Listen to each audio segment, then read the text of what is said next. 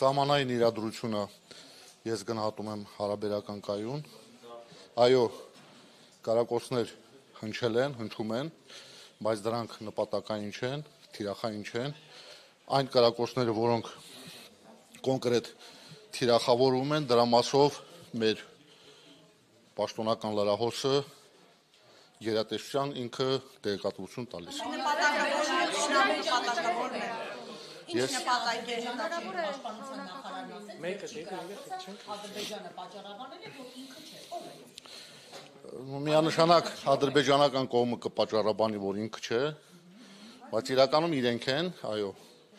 Իսկ նպատակները, որ տալիս եք նպատակներ, առաջին կարակող կողմը ավելի լավ կիմանա իր նպատակները, իսկ մեր գնահատականով նպատակները միանշանակ,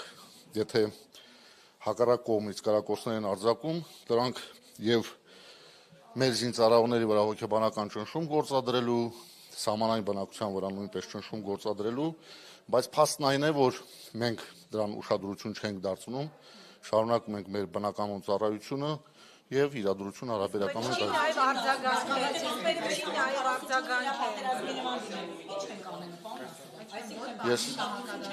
Հիմա ես որ հարց պատասխանեմ։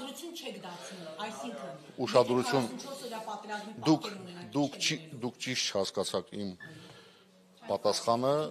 ուշադրություն չենք դարձնում, դա չի նշանակում, որ Հայաստանի զինված ուժերը չեն շարունակում իրենց արժեվ դրված խնդրի կատարումը, մենք շարունակում ենք հետախուզության վարումը բոլոր ունեցած ուժերով եւ միջոցներով եւ սահմանային խորություններում հակառակորդի կողմից ոչ մի նմանատիպ սադրիչ քաղաքականության գործողություններ չկան։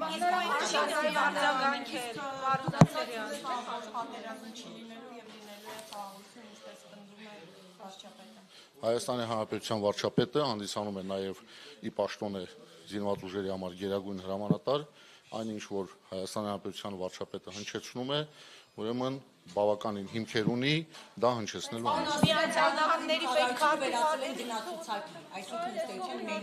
Եթե ինչ-որ մեկը գիտնական, ինչպես Պամփոչյանի տղան ունի, գիտնականը բանակից ազատվել է, ինչ-որ մեկը գնացուցակի նայի եւ որոշի այսքան ամիս կվճարի, այս հայրենիքով է պաշտպանելու։ Զինվորական ծառայությունից ազատվելու համար կա օրենսդրություն, համապատասխան օրենքներ, որտեղ շեշտված է ովքեր են ազատվում զինվորական ծառայությունից։ Այն օրենքին, որ հիմա քպական պատգամավորն է ներկայացնում գումարով ազատվել, եւ արդյոք սա չի նշանակում, որ այն կոռուպցիան, որի մասին նաեւ ՔՊ-ից բարձրաձայնում է նույն պատգամավորը,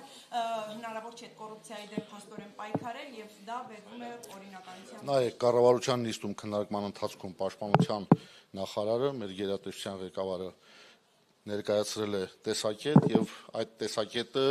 միայն պաշտպանության նախարարի տեսակետը չէ, դա ամբողջ գերատեսչության ղեկավարության տեսակետն է, այդ թվում նաեւ գլխավոր շտաբի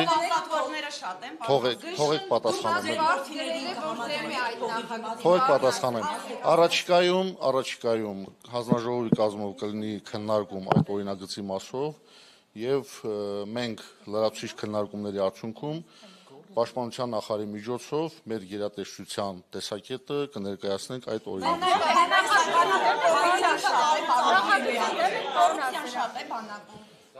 Լսեք, ես կոռուպցիայի կանխարգելման հանձնաժողովից չեմ, ես գլխավոր շտաբպետն եմ, այո, լինում են դեպքեր, երբ այս կամ այն կարգի զինծառայողները, սպաներ, նաեւ պայմանագրային հիմունքներով ծառայող այլ զինծառայողներ փորձում են կոռուպցիոն քայլերի գնալ, ռիսկերի գնալ, իսկ մեր պարտքն է, մեր պարտականությունն է, որպես դա արմատախիլ անենք։ Ես պատասխանեցի ձեր հարցին, պաշտպանության նախարարը առաջիկայում հանձնաժողովի նիստում դա կտա։